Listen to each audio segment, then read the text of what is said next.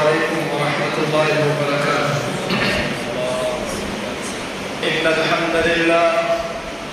الحمد لله نحمده ونستعينه ونستغفره ونعوذ بالله من شرور أنفسنا ومن سيئات أعمالنا.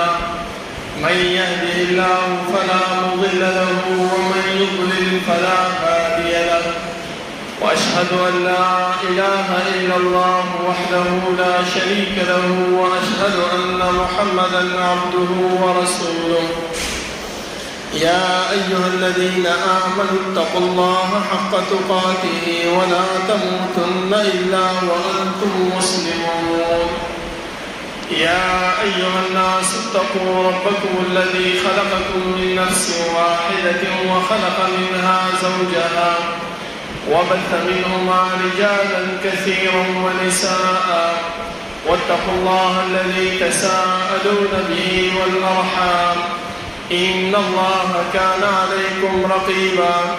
يا أيها الذين آمنوا اتقوا الله وقولوا قولا سديدا يصلح لكم أعمالكم ويغفر لكم ذنوبكم ومن يطع الله ورسوله فقد فاز فوزا عظيما. أما بعد فإن خير الحديث كتاب الله وخير الهدي هدي محمد صلى الله عليه وسلم وشر الأمور محدثاتها وكل محدثة بدعة وكل بدعة ضلالة وكل ضلالة في النار. أعوذ بالله من الشيطان الرجيم. بسم الله الرحمن الرحيم. وسارعوا إلى مغفرة من ربكم وجنة عرضها السماوات والأرض أعدت للمتقين. دا الله رب العالمين أحكم الحاكمين دا طول بادشاہ دا طول زبردست او جناب محمد رسول الله صلى الله عليه وسلم باندې درود او سلام نه بعد زما معزز و محترم دا الله رب العالمین احسان او دا الله رب العالمین فضل دی چې رب العالمین په موږ باندې د ماښام لمونځ په جمع سره ادا کړو او بیا د هغې نه وروستو د خپل د دین د زده کړې دپاره په دلته راجمع کړلو. زما محترمو الله رب العالمین که هر څومره شکریه موږ ادا کړو دا کمه ده، ځکه الله رب العالمین موږ دې دنیا ته رالیږلي یو، موږ دې دنیا کې پیدا کړي یو، نو زموږ د پیدایش مقصد دا مهمل بېکاره او عبث نه و، بلکې الله رب العالمین موږ دې دنیا ته د څه مقصد او څه غرض دپاره رالیږلي یو چې هغه مقصد او غرض الله رب العالمین موږ ته خپله په قرآن کریم کې بیان کړی دی چې وما خلقت الجن والانس الا ليعبدون. ما انسانان او پیریان نه دي پیدا کړي مګر د خپل عبادت دپاره. نو چې کله الله رب العالمین موږ خپل عبادت دپاره پیدا کړو، خپلې بندګۍ دپاره پیدا کړو، نو دا اطاعت دا بندګي دا به څنګه کوو د الله رب العالمین د الله رب العالمین د رضا کولو کارونه به څنګه کوو. دې دپاره الله رب العالمین د آدم علیه السلام نه نیولې تر جناب محمد رسول الله صلی الله علیه وسلم پورې موږ ته انبیا کرام راولېږل او هغو موږ ته دا دین دا د الله رب العالمین خوشنودي د الله رضا هغه موږ ته واضحه کړه چې په دغه ډول کارونو کې د الله رب العالمین رضا ده، په دغه ډول کارونو کې الله رب العالمین زموږ نه ناراضه کېږي. زما محترمو چې کله الله رب العالمین جناب محمد رسول الله صلی الله علیه وسلم دنیا ته رامبعوث شو، دنیا ته یې راولېږلو، رسول الله صلی الله علیه وسلم په داسې زمانه کې په داسې قام قبیله کې راغلی دی چې هغه په تیارو کې په رواجونو کې په فتنو کې په جهالت کې ډوب و. نو چې هغه د فتنو او د جهالت نه هغه خلک یې راویستل، نو په هغې باندې وخت لګېدلو او وخت سره سره الله رب العالمین د هغې پیغمبر صلی الله علیه وسلم موږ ته دا دین واجب کړو تر دې پورې چې د حجة الوداع په موقع باندې دا خبره یې وکړله.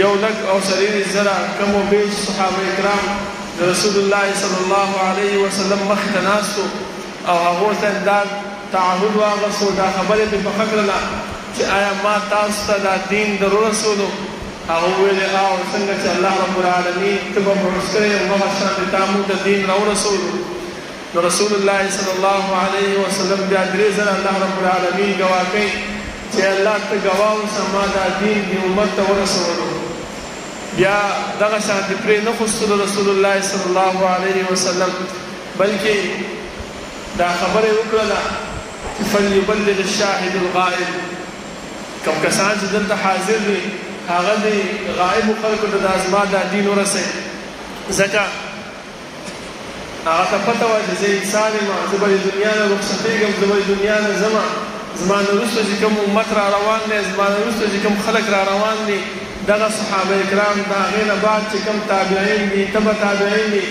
دا به د خلکو ته دین رسوي دا به خلک د رسول الله صلی الله علیه وسلم د دین نه خبروي الله رب العالمین موږ د قرآن کې فرمایي چې کوم آیات ما ستاسو په حضور کې ولوستو رب العالمین فرمایي چې وسارعوا الى مغفرة من ربکم وجنة عرضها السماوات والارض جلدیواله وکړئ د الله رب العالمین مغفرت ته د الله رب العالمین بخښنې ته او هغه جنت ته چې د هغې جنت پلنوالی د اسمانونو او د ځمکې عمره دی خو یو خبره الله رب العالمین دا موږ ته کوي چې اعدت للمتقین دا جنت ما د متقیانو دپاره تیار کړی دی زما محترمو زه تاسو ته هغه اعمال خیر چې رسول الله صلی الله علیه وسلم موږ ته بیان کړي دي او دا یې راته ویلي دي چې الله رب العالمین فرمایي چې وسارعوا الى مغفرة من ربکم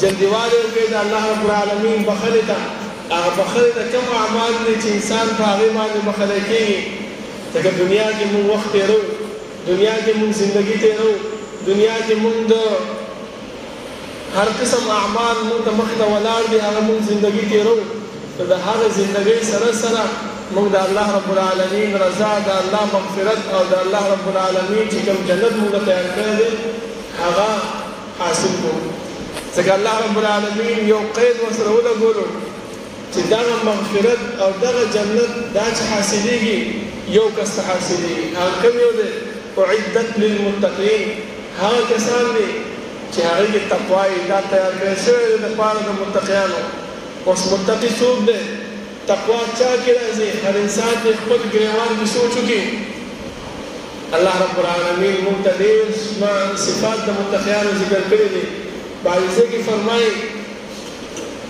چې هدن للمتقین بعضې کې فرمایي اعدت للمتقین د هغې نه وروسته بیا د متقي صفات ذکر کوي په اوله سپاره کې الله رب العالمین چې موږ ذکر کړی دی چې الذین یؤمنون بالغیب متقي څوک دی تقوا چا کې ده کوم صفات والا انسان متقي کېدی شي هر انسان د خپل ګریوان کې سوچ وکړي چې آیا دا صفات ما کې موجود دي او که نه دي موجود نو چې موجود شو دغه کس چې دی نو متقي دی او دغه کس د الله رب العالمین د هغه مغفرت او د هغه جنت مستحق ګرځېږي زما محترم کم یو اولنۍ صفت الله رب العالمین فرمایي چې الذین یؤمنون بالغیب په غیب باندې ایمان راوړي اوس دا غیب څه شی دی زما محترمو غیب هغه دی چې الله رب العالمین حکم کړی دی خو د انسان عقل او د انسان دا دماغ دا تصور کې نشي راوستلی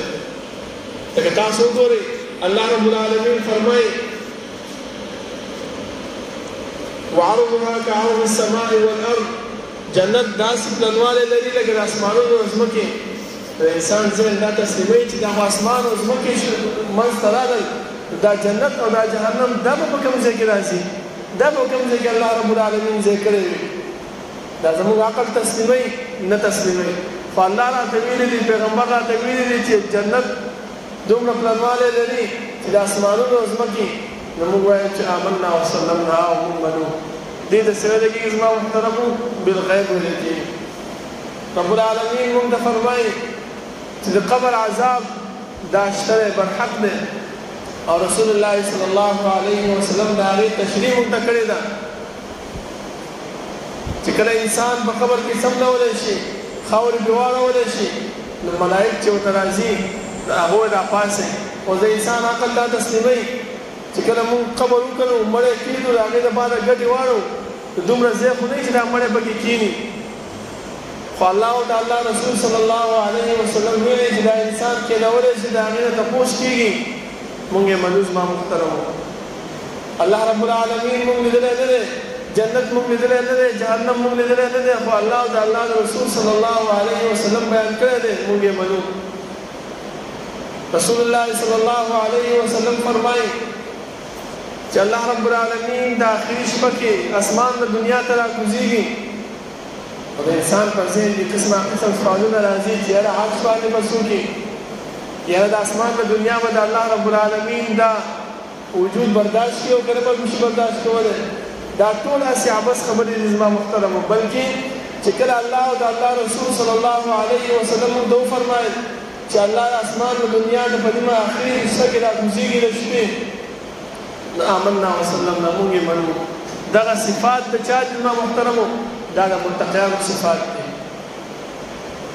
چې دا صفات مونږ خپل ځان کې راوستل. نو وسارعوا الى مغفرة د الله بخښنې ته مونږ راتلی شو.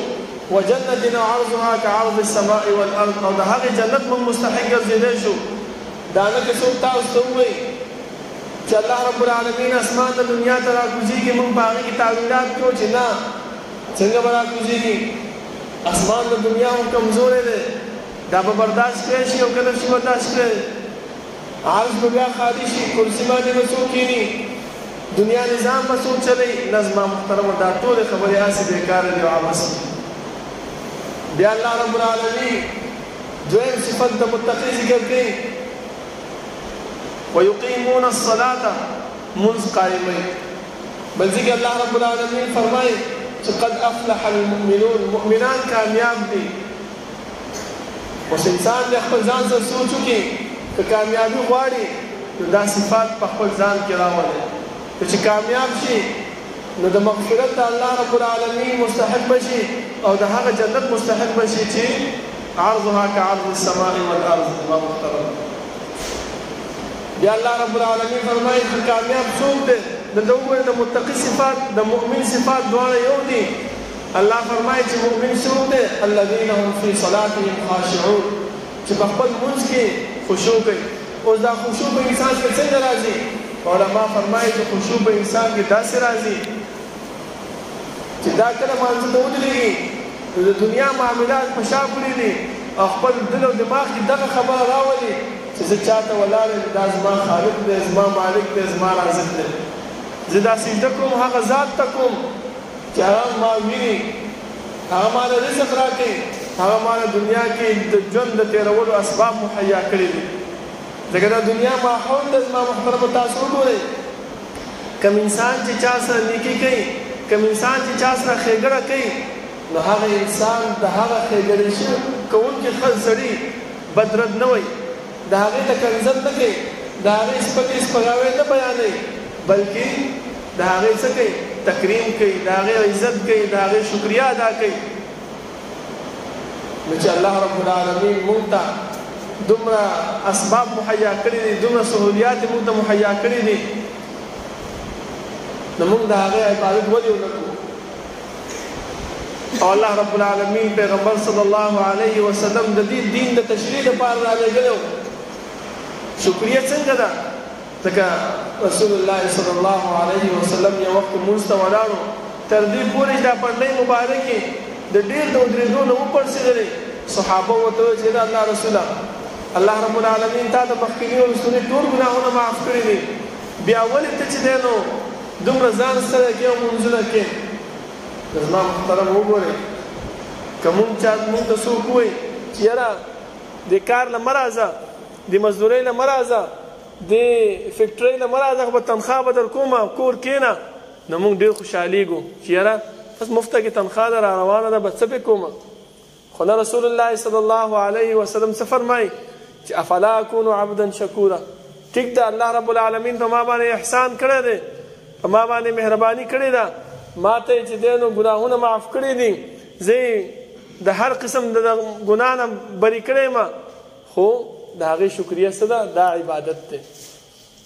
نو زما محترمو الذین هم فی صلاتهم خاشعون، دا خشوع دا په مانځه کې هم دغه شانتې راځي. بل صفت الله رب العالمین چې ذکر کړی دی ومما رزقناهم ينفقون، او کوم رزق چې الله مونږ له راکړی دی د هغه رزق مونږ ساده کړو، د هغې نه خرچه وکړو، د هغه په الله په لاره کې استعمال کړو.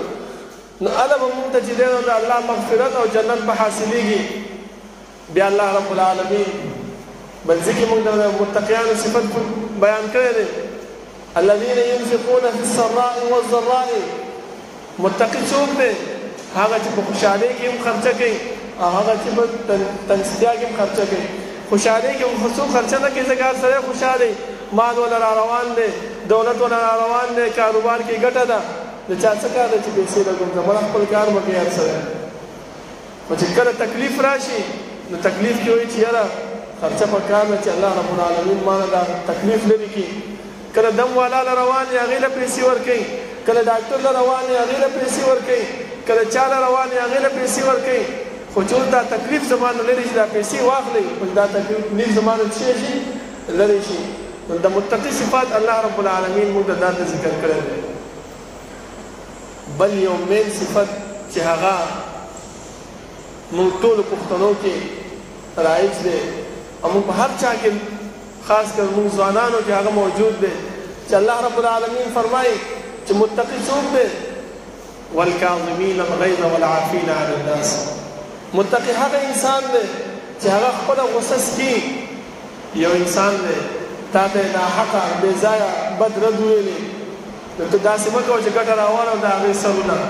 تا ته بد رد ویلې، ته ډرایوینګ کې ګاډی چلې، هغه ستا مخې ته راغی، تا ته ودرېدلو، تا ته نور څه تکلیف درکړو، نو سمدستي بد رد مه وایه. ځکه زما محترمو سعودیان هم انسانان دي، هلته چې څه کار کېږي هغه سمدستي دا وایي چې الله یهدیک، الله یې درته هدایت درکړي. موږ پاکستانیان څه کوو؟ موږ سمدستي کنزل کوو، سمدستي خیرې کوو، سمدستي بد رد وایو. ولې؟ هغه صفت د متقي موږ کې نشته دی. هغه مغفرت چې الله رب العالمین موږ ته وایي جلدي وکړه دې مغفرت ته، هغه جنت چې د هغې پلنواله د اسمانونو د ځمکې برابر دی د هغې طلبګار موږ نه یو، ځکه زموږ د خولې نه سمدستي څه وځي؟ کنځل وځي. سلیمان بن مهران رحمه الله د هغې دا واقعات د آیات د لاندې مفسرینو ذکر کړې ده چې یو وینځ هغه د څه اوبه یې راوړلې چې هغه اودس کولو ورنږدې کړو، هغې نه راوغورځېد او مات شو. دا سلیمان بن مهران وایي ډېر سخت غصه شو چې دا دې څه وکړل، دومره قیمتي جام دی او مات دې کړو. هغه زنانه ورته وویلې چې الله رب العالمین فرمایي چې والکاظمین الغیظ. متقي صفت څه شی دی؟ چې غصه سکونکی وي. هغه ورته ښځه صحیح ما ته معاف کړي. هغه ورته وویل چې ځان له په دې معاف کولو کار نه کېږي، ځکه نن سبا موږ څه کوو؟ الله رب العالمین موږ ته دا ټولې خبرې بیانې کړې دي. موږ څه کوو چې کله غصه سړی معاف کړو نو بیا په هغه ځای کې هم ناست یو مجلس کې، دې مجلس کې هم ناست یو خبرې کوو چې یاره فلاني ما سره داسې کار کړی او ما د الله لپاره معاف کړو، فلاني ما سره دا کار کړی او ما د الله لپاره معاف کړو. هلکه بس چې معاف دې کړو خبره ختمه شوه. نه، تر څو پورې چې د هغې بېخکندي نه یې کړې تر هغه پورې معاف کوو نه. ځای په ځای باندې خپل هغه معافي خلکو د مخې ته کوو چې ګوره دا نیکۍ کار ما وکړو. نو هغه ورته څه ویلې؟ والعافین عن الناس.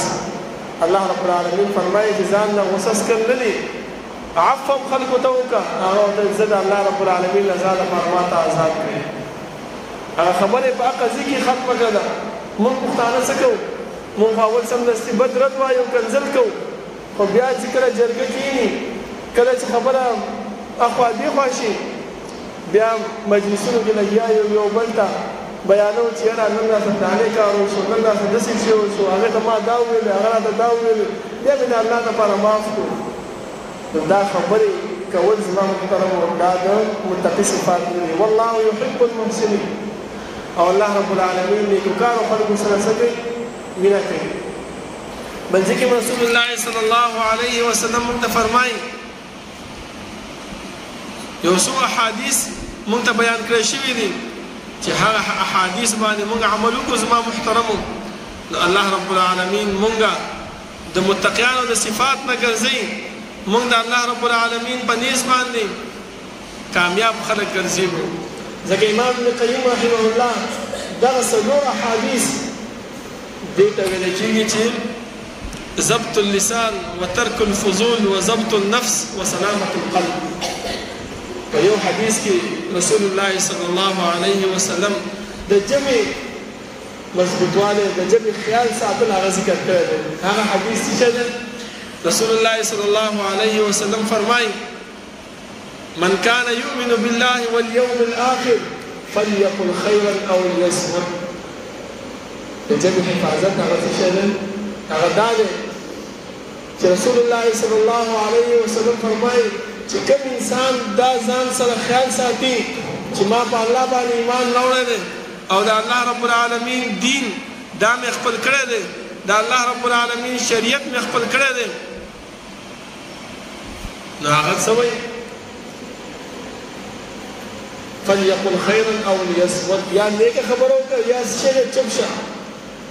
دغه د جبې دغه د زمان. بل حدیث کې رسول الله صلی الله علیه وسلم فرمایي چې کله سحر ابن آدم سحر کی فإن الأعضاء كلها تكفر اللسان.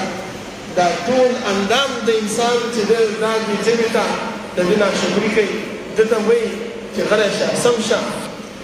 څه ورته وایي؟ اتق الله فینا. د الله نه ویرېږه زموږ په باره کې. ستا په وجه باندې مونږ چې دلته څه کېږو جهنم ته ځو. لکه تاسو وګورئ ما تاسو ته ویلي الله رب العالمین څه فرمایي چې د متقي صفات څه دی؟ والعافین عن الناس والکاظمین الغیظ.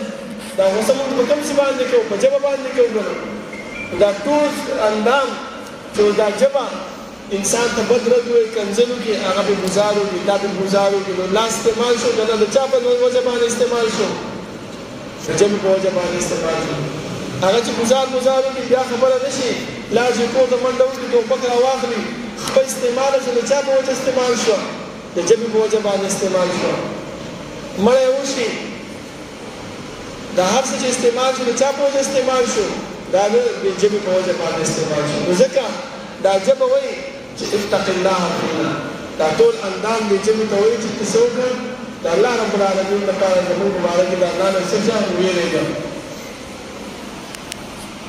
ځکه که چېرته فإنا نحن بک موږ ستا په وجه باندې ژوندي یو. فإن استقمت استقمنا. که چېرته ته نیغه شوې ته سمه شوې موږ سم یو. وإن أعوجت أعوجنا. که چېرته ته چې دی نو ګډه وډه شوې ته په کږه لار باندې روان شوې نو موږ هم څه یو په ګډ وډه باندې یو. موږ هم په سمه لار باندې نه ځو. زما محترمو نو که چېرته موږ دې خبرې ته سوچ وکړو چې دا د ژبې خیال ساتل دې کې څه شی دی؟ الله رب العالمین موږ ته بیان کړ چې دې کې څه شی دی؟ د متقي صفات بیانېږي الله رب العالمین. او چې متقي کوم صفات هغه راشي نو وسارعوا إلى مغفرة من ربكم وجنة عرضها السماوات والأرض. زما محترمو دغه شان د نور صفات رسول الله صلی الله علیه وسلم موږ ته بیان کړي دي چې انسانه الله رب العالمین بار بار موږ ته فرمایي چې ته څه وکړه د الله رب العالمین مغفرت ته او د الله رب العالمین جنت ته جنتوالی وکړه مخکېوالی وکړه. بیګا په مدرسه کې شیخ صاحب یو حدیث بیان کړی چې په هغې کې هغه فرمایلي و چې رسول الله صلی الله علیه وسلم موږ ته شپږ نمبرې بیان کړي دي. شپږ نمبرې چې کوم د عام تبلیغیان وروڼه بیانوي هغه په احادیثو کې شته خو یو حدیث کې راجمع شوي نه دي بلکې بېل بېل ذکر شوي دي. دغه شپږ نمبرې موږ ته رسول الله صلی الله علیه وسلم په یو حدیث کې ذکر کړي دي. هغه څه شی دی؟ هغه همدا دی زما محترمو چې موږ ته رسول الله صلی الله علیه وسلم فرمایي د هغه یو صحابي راغی د رسول الله صلی الله علیه وسلم ته عرض یې وکړو چې د الله رسوله د کامیابۍ دپاره څه اصول راته وښایه د کامیابۍ دپاره څه لاره راته وښایه چې زه کامیابه شم زه چې د الله رب العالمین جنت او د الله رضا حاصل کړم. نو هغه ورته اول درې کارونه وکړل چې درې کارونه دا په خپل زندګۍ کې راوړل نو کامیاب به شي. نو زما محترمو چې کله کامیاب شو نو څه شی دی؟ قد افلح المؤمنون. مؤمن کامیاب شو. چې کامیاب شي متقي صفات پکې راشي او چې د متقي صفات پکې راشي وسارعوا الى مغفرة من ربكم وجنة عرضها السماوات والارض. هر انسان ته پکار دی چې دغه شپږ صفات دا په خپل ځان کې په خپل ژوندګي کې عقل کوشش وکړي چې هغه راوړي. ځکه موږ ټول ګناهګاران یو، پته نشته چې په کوم یو صفت باندې الله رب العالمین موږ بخي. ځکه هغه د بني اسرائیلو مشهور حدیث تاسو ته معلوم دی چې یو زنانه ګناهګاره زناکاره صرف د اوبو ورکولو باندې یو سپي ده، الله رب العالمین هغه وبخل او جنت ته یې بوتله. دومره ورکوټې عمل و. نو که یو ورکوټې عمل موږ دا په خپله زندګۍ کې راولو نو انشاءالله الله رب العالمین به د دې په وجه باندې موږ وبخي او موږ له به هغه جنت راکړي چې د هغه جنت لنډوالی د اسمانونو د ځمکې برابر دی. نو عقبه ابن عامر رضی الله عنه فرمایي چې ما د رسول الله صلی الله علیه وسلم نه تپوس وکړ چې د الله رسوله ما داسې عمل وښایه چې زه په هغې باندې کامیاب شم. رسول الله صلی الله علیه وسلم ورته وفرمایي چې سل من قطعک، پیوستوالی وکړه، خپلولي وکړه، من قطعک څوک تا سره پرې کول کوي. ستا ماما دی، ستا تره دی، ستا ترور ده، ستا تره دی، هغه تا سره نه خبرې نه کوي، ستا سره نه لګي، یا ستا چې کوم دی نو ګاونډ کې ملګری دی، ته په هاسټل کې پاتې کېږي، مدرسه کې، سکول کې، کالج کې هاسټل کې پاتې کېږي، پاتې سره ملګری دی، هغه خبرې تا سره نه کوي، ته د هغه سره څه وکړه؟ پیوستوالی وکړه. دا د کامیابۍ ذریعه ده. او که چېرته داسې وي چې یو انسان دی هغه تا سره نیکي کوي او ته هم هغې سره نیکي کوي نو دا رسول الله صلی الله علیه وسلم فرمایي چې دا مکافات دی. مکافات مطلب بدله ده. هغه تا سره نیکي وکړه، تا هم هغه سره نیکي وکړه، تا هغه ته د هغه نیکي بدله ورکړله. او صلې رحمي څه شی دی؟ صلې رحمي هغه دی چې هغه تا سره نه کوي، ته هغه سره وپالې. هغه تا سره خبرې نه کوي، ته د هغه کور ته ورسې چې تره څنګه یې، ماما څنګه یې، تورې څنګه یې، تره د تره زویه د ماما زویه څنګه یې، ته هغه له ورسې او د هغه سره خپلولي وپالې. زما محترمه، دا رسول الله صلی الله علیه وسلم د کامیابۍ یو ذریعه موږ ته ښودلې ده. او بیا علما فرمایي چې صحابه کرام هغه چې کوم دی نو د نیکۍ طرف ته ډېر زیات حرصناک وو چې کوم څه کې نیکي وو چې موږ یې پکې وکړو. ځکه الله رب العالمین په دې صفت په وجه باندې صحابه کرامو ته د جنت زیری په دنیا کې ورکړی دی. هغه داسې کې چې موږ ته یې وفرمایل چې فإن آمنوا بمثل ما آمنتم به فقد اهتدوا. که چېرته د دې صحابو په نقش قدم باندې تاسو روان شئ نو تاسو به څه وکړئ؟ کامیابي به حاصل کړئ، تاسو به هدایت وموندئ. نو دغه صحابه چې وو دا د نیکۍ طرف ته ډېر زیات حرصناک وو. دوی به د رسول الله صلی الله علیه وسلم نه د اسباب د نجات او د فلاح په دنیا کې خامخا تپوس پرې کولو. او رسول الله صلی الله علیه وسلم هغه داسې یو شخصیت و چې الله رب العالمین فرمایي لقد كان لكم في رسول الله لقد كان لكم فيه أسوة حسنة لقد جاءكم رسول من أنفسكم عزيز عليه ما عنتم حريص عليكم بالمؤمنين رؤوف رحيم. مهربان پیغمبر الله رب العالمین موږ ته راغلی. بیا زما محترم هغه فرمایي چې دویم څه شی دی؟ دویم سبب هغه وليبكي على خطيئته، او خپلو ګناهونو باندې وجاړه، جړا وکړه. لکه انسان واعط من حرمك. دویم صفت چې رسول الله صلی الله علیه وسلم ذکر کړو د کامیابۍ هغه څه شی و چې تا نه کوم څوک شی منع کوي تا هغه له ورکړه. دا مه وایه چې یاره دا مشر دی، زه فلاني ځای کې ما له څه شی نه و راکړی، زه نه ورځم، نه ورسره سلام کوم، نه ورسره چې دی نو خپلولي پالم، نه ورسره خبرې کوم. ولې فلاني ځای کې شی تقسیمول او ما له یې رانه کړو؟ نه، پیغمبر صلی الله علیه وسلم فرمایي چې تا له څه نه درکوي ته ورشه هغه سره څه وکړه؟ څه نیکي ورسره وکړه، څه مال او دولت یې وله ورکړه، څه ښېګړې هغه ورسره وکړه. دا د کامیابۍ ذریعه ده زما محترمه. او دریم واعف عمن ظلمک، او معافي وکړه هغه کس ته چې تا سره ظلم کوي. دا ټول هغه صفات دي زما محترمو چې دا د متقي صفات دي رسول الله صلی الله علیه وسلم موږ ته هغه تشریح کړي دي او چې د تقوا صفت انسان کې راشي نو الله رب العالمین د دې آیات موږ مستاق ګرځېږو چې وسارعوا إلى مغفرة من ربكم وجنة عرضها السماوات والأرض د هغه جنت چې د اسمانونو ځمکې پلنوالی د هغې موږ مستحق ګرځېږو زما محترمو بیا ورپسې رسول الله صلی الله علیه وسلم فرمایي بیا یې راته وفرمایل یو درې خبرې نورې راته وویلې دا وګوره مخکې چې ما تاسو ته بیان کړ چې سحر کې انسان چې راپاڅېږي دا ټول اندام د ژبې ته وایي چې ته نیغه شه نو موږ نیغ یو که ته کږه شوې نو موږ هم کږه یو پیغمبر ورته وفرمایل چې یا عقبه املک لسانک خپل ژبه په کنټرول کې وساته هر وخت بد رد هر وخت کنځل دا مه کوه دویم صفت وبکي علی خطیئتک په خپلو ګناهونو باندې وجاړه دا جلا خلک د خلکو مخکې هم کولی شي خو دا د خلکو مخکې باندې جلا سي هغه د انسان په زړه کې لږه ریا راځي چې وګوره فلانی راته ګوري زه جاړم او چې یو انسان داسې چې د شپې راپاڅېږي او هېڅ څوک نه وي ماشومان وده وي کوروالا وده وي او دا راپاڅېږي جاینماز واچوي دوه رکعته نفل وکړي او الله رب العالمین ته وژاړي د الله نه معافي وغواړي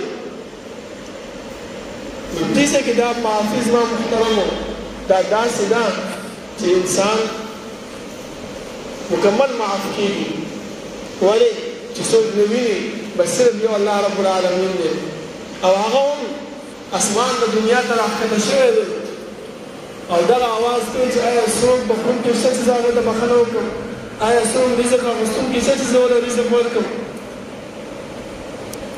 ځکه رسول الله صلی الله علیه وسلم د کامیابۍ ذریعه موږ ته څه وښوده وبکي علی خطیئتک او آخرنۍ خبره شپږمه خبره چې پیغمبر بیان کړې هغه څه ولیسعک بیتک او خپل کور دا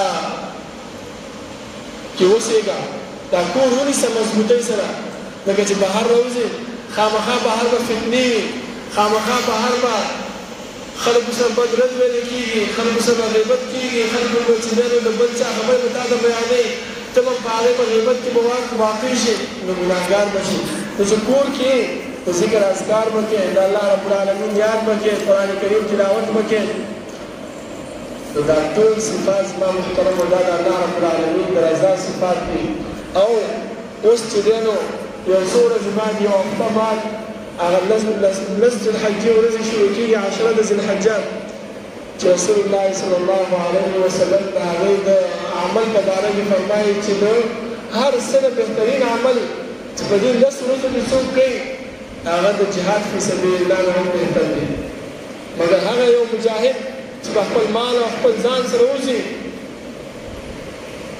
او جهاد د الله رب العالمین په لاره کې وکړي نو د دې دپاره اجر ثواب شته زیات دی او نور هغه کس چې په دې 10 ورځو کې عمل کې قرآن کریم تلاوت شو که ذکر اذکار شو تلاموز کول شو په جمع سره موز کول وي او د الله رب العالمین یاد کول وي دا ټول په دې ذکر اذکار کې راځي زما محترمو او دغه صفات الله رب العالمین فرمایي چې دا د چا صفات دي دا د متقی انسان صفات دي او متقی انسان لپاره الله رب العالمین جنت تیار کړی دی الله رب العالمین مغفرت هغه دپاره تیار شوی دی نو موږ ته هم پکار دی زما محترمو صفات او د کامیابۍ هغه الله رب العالمین موږ ته ډېر ذکر کړی دي دا یو څو چې ما ذکر کړ که دا موږ خپل زندګۍ کې راولو خپل ژوند کې موږ راولو نو انشاءالله موږ به د مغفرت مستحق به موږ ګرځېږو او د هغه جنت چې الله رب العالمین موږ ته تیار کړی دی او د هغې پلنوالی د اسمانونو د ځمکې مقدار برابر دی د هغې مستحق موږ ګرځېږو الله رب العالمین مې دعا ده چې الله رب العالمین دې زموږ دا موقع ضایع نه کړي دا 10 ورځې ذوالحجې چې کوم را روان دي په دې کې د نیکۍ کولو توفیق راکړي په دې کې د الله رب العالمین د یاد د قرآن کریم د تلاوت کولو توفیق د الله رب العالمین راکړي او زیات اجر زما محترمو که په دغه ورځو کې څوک روژه ونیسي نو د هغې ډېر اجر او ثواب دی الله رب العالمین دې موږ د هغې نه محرومه کوي الله رب العالمین دې موږ د هغې توفیق راکړي او ورسره اخره کې زما محترمو موږ چې دلته راغونډ شوي یو د څه دپاره د دعوت دپاره د دین د زده کړې دپاره او ما تاسو ابتدا کې وي چې رسول الله صلی الله علیه وسلم فرمایي چې فليبلغ الشاهد الغائب. کوم انسانان چې دلته حاضر دي هغه دې غائب خلکو ته ورسوي. دغه صفات چې کوم ما تاسو بیان کړ دا چې تاسو غائب خلکو ته ورسوي نو ان شاء الله دا هغه حدیث مستاق به موږ وګرځو او دا هغه اجر او د ثواب مستاق به موږ وګرځو چې کوم د پیغمبر او الله رب العالمین ذکر کړی او بیان کړی. الله نه دعا ده چې الله رب العالمین د عمل کولو توفیق راکړي او الله رب العالمین په دې ژوندۍ کې زموږ د دې اعمالو د دې صفاتو د راوستو کوشش ممکن پیدا کی توفیق ممکن پیدا کی. اقول قولي هذا واستغفر الله لي ولكم ولسائر المسلمين والسلام عليكم ورحمة الله وبركاته.